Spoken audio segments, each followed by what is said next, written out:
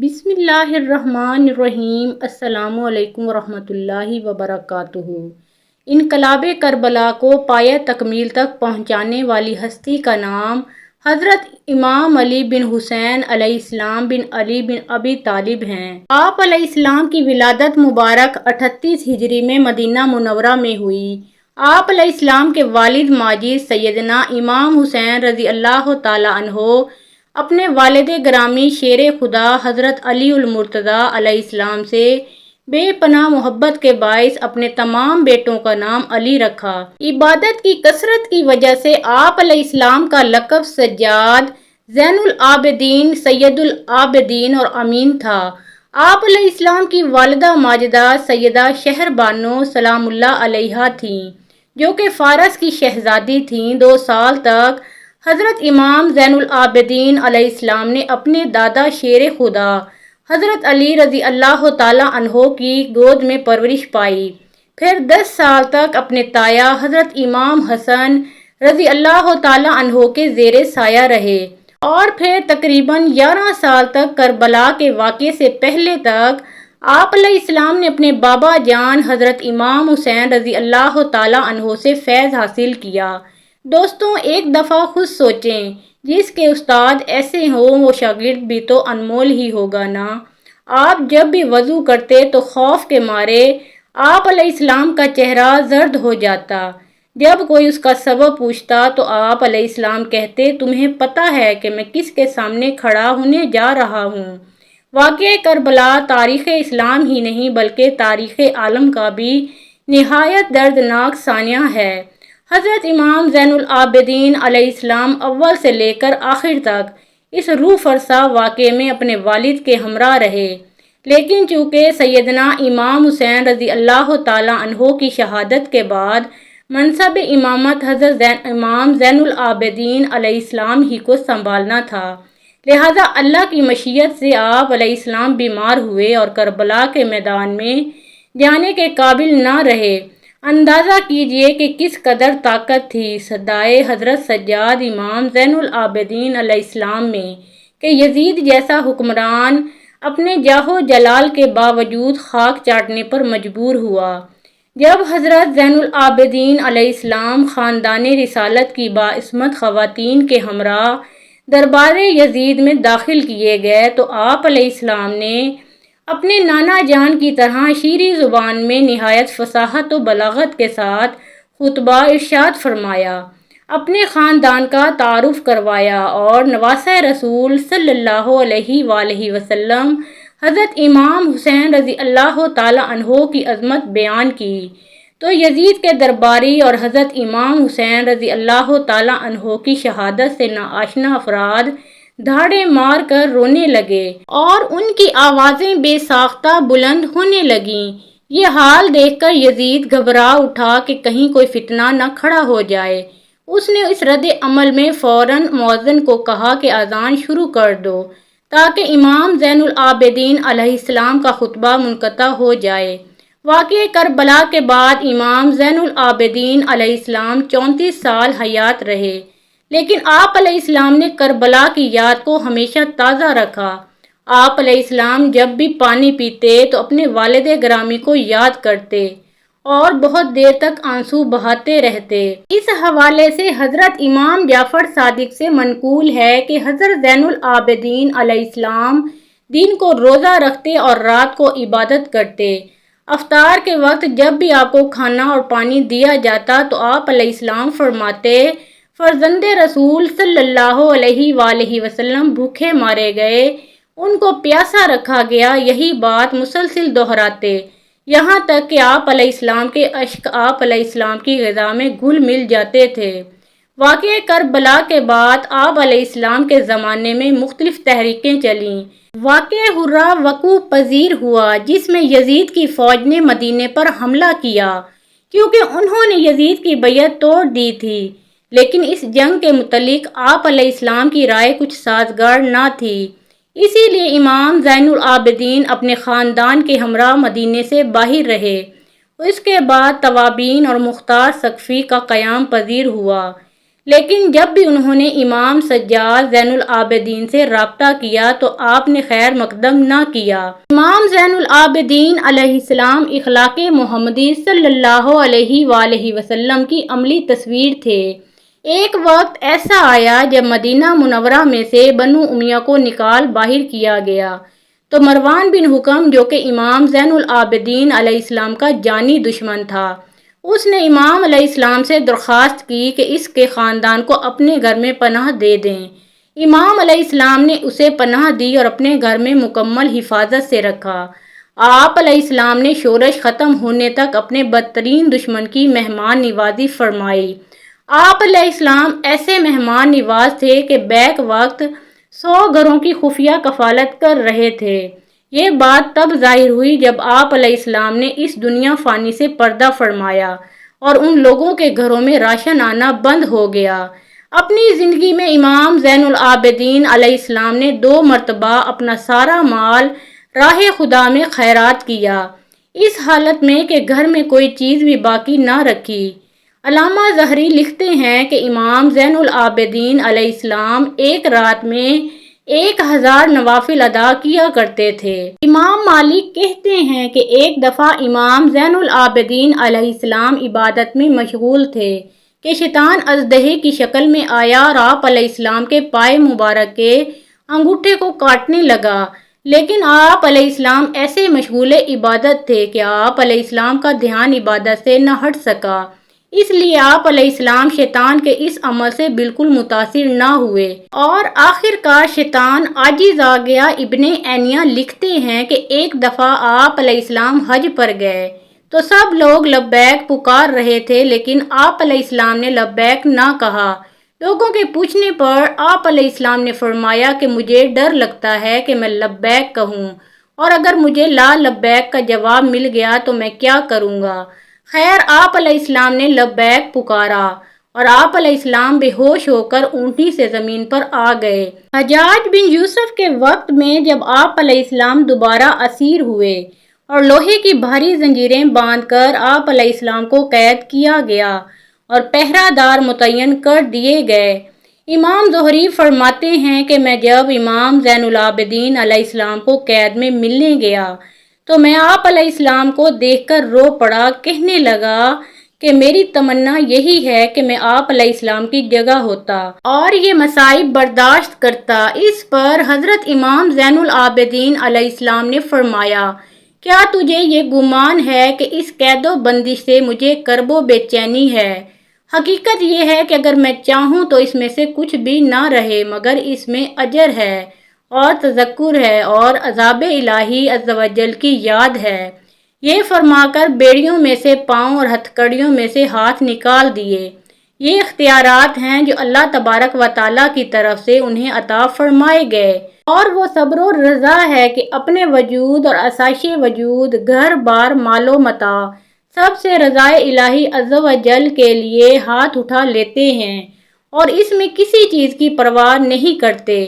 حضرت امام زین العابدین علیہ السلام اگرچہ گوشہ نشینی کی زندگی بسر کر رہے تھے، لیکن آپ علیہ السلام کے روحانی اقتدار کی وجہ سے بادشاہ وقت نے آپ علیہ السلام کو قید و بند کرنے کے بعد زہر دینے کا پروگرام بنایا۔ چنانچہ اندلس، سندھ اور وسط ایشیا علاقے فتح کرنے والے ولید بن عبد الملک نے 58 برس کی عمر میں جناب امام زین العابدین علیہ السلام کو زہر دے دیا، جس کی وجہ سے آپ علیہ السلام نے 25 محرم الحرام 95 ہجری جامع شہادت نوش کیا۔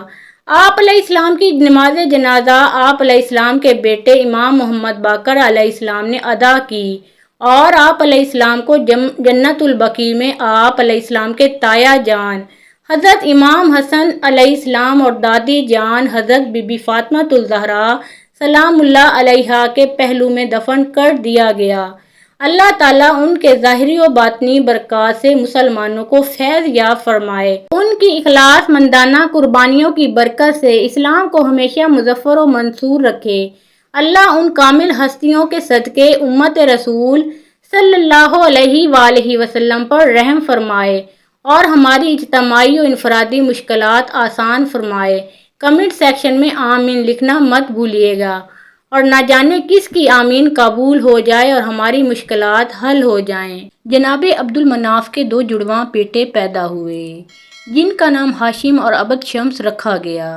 تاریخی کتب سے پتہ چلتا ہے ان دونوں بچوں کے کچھ اعضاء بھی جڑے ہوئے تھے جن کو بعد میں الگ کیا گیا۔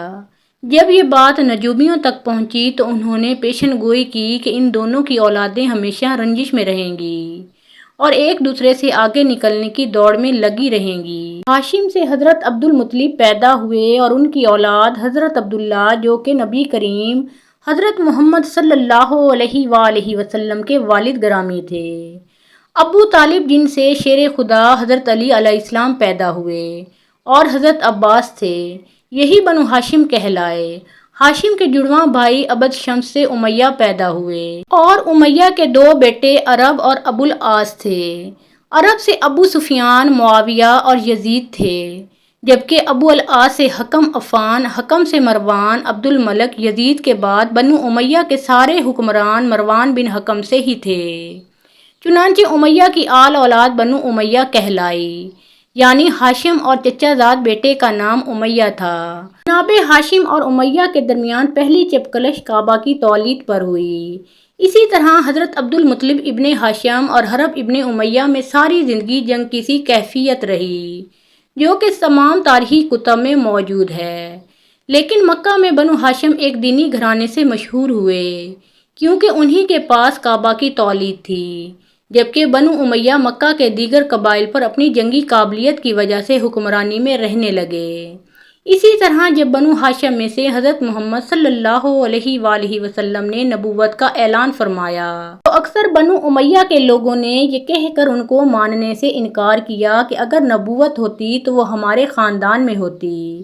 جنگ بدر اور جنگ صفین بنو ہاشم اور بنو امیہ کے درمیان ہی لڑی گئی۔ اسی طرح بنو امیہ میں سے جب یزید نے 60 ہجری میں حکومت سنبھالی تو اس نے مدینہ کے حاکم کو خط لکھا کہ مدینے میں موجود اثر رسوخ رکھنے والی شخصیات سے میری بیعت لو، خصوصی طور پر نواس رسول صلی اللہ علیہ وآلہ وسلم حضرت امام حسین سے تو ہر صورت بیعت لینی ہے۔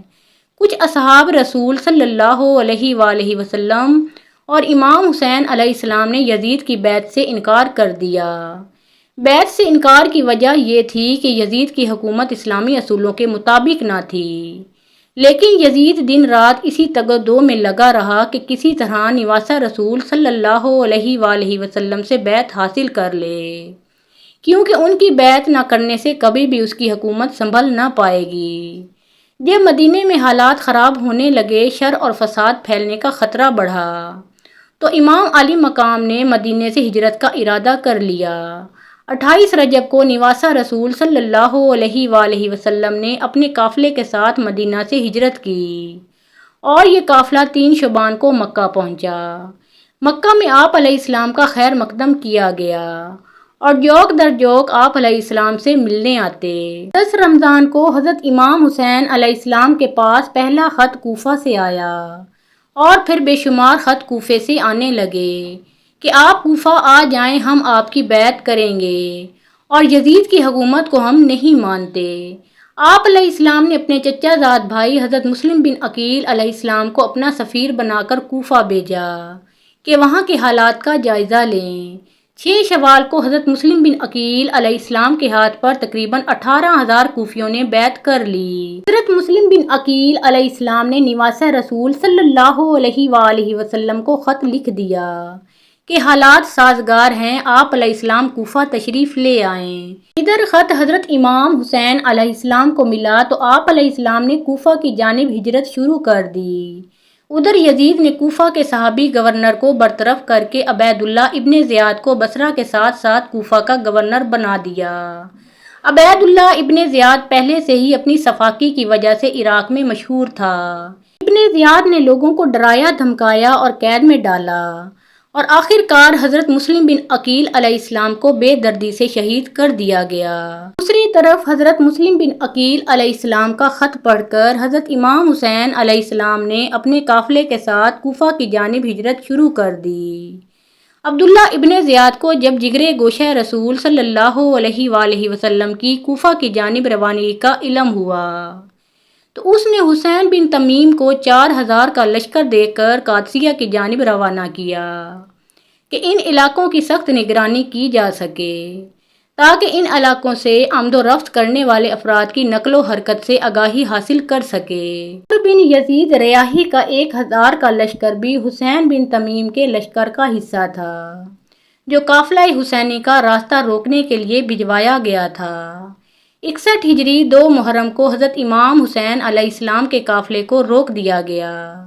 جب امام علی مقام کو پتہ چلا کہ یہی کربلا ہے تو آپ علیہ السلام نے حکم دیا کہ خیمے نصب کر دیے جائیں۔ کربلا میں فوج کا سپہ سالار عمر بن سعد تھا جو کہ خون ریزی سے بچنا چاہتا تھا، لیکن کوفہ میں موجود گورنر عبید اللہ ابن زیاد کو شمر نے جنگ کے لیے اکسایا اور آخر کار 9 محرم کو شمر 4000 سپاہی لے کر کربلا پہنچ گیا اور ساتھ میں عمر بن سعد کے لیے دھمکی امیز خط لے کر آیا کہ یا تو حضرت امام حسین علیہ السلام سے بیعت لو یا پھر ان کے ساتھ جنگ کرو۔ 10 محرم کو نواسہ رسول صلی اللہ علیہ وآلہ وسلم اپنے جان نثاروں کے لاشیں اٹھا اٹھا کر نڈھال ہو چکے ہیں، لیکن شجاعت حیدری کی جھلک اب بھی چہرے پر چمک رہی ہے۔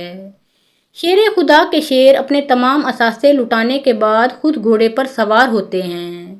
حضرت بی بی زینب رکاب تھامتی ہیں۔ یزیدی لشکر جب تلوار حیدری کو میدان میں دیکھتے ہیں تو ایک دفعہ ہلچل مچ جاتی ہے۔